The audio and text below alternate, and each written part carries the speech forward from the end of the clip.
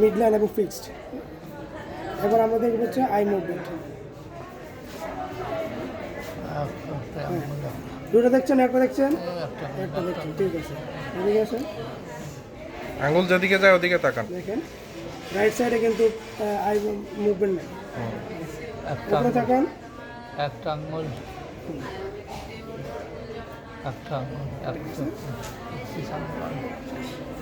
Reactive two light.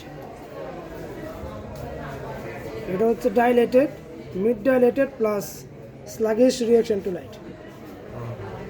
বাবা আমার কাছে মাউথ দিয়ে একটু রাইট সাইড, মুখটা একটু ফুলান তো, এরকম ফুলান, চোখ বন্ধ করেন।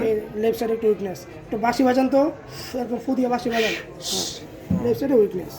কপালটা একটু বাজ করেন তো বাবা, কপালটা বাজ করেন। কপালটা ভাঁজ রিঙ্কেল করেন। প্রেজেন্ট, চোখটা বন্ধ করেন, চোখ বন্ধ আছে। এটা হচ্ছে আপার রাইট সাইডে, মানে লেফট সাইডে আপার মোটর নিউরন, লেফট সাইডে upper motor neuron, facial palsy.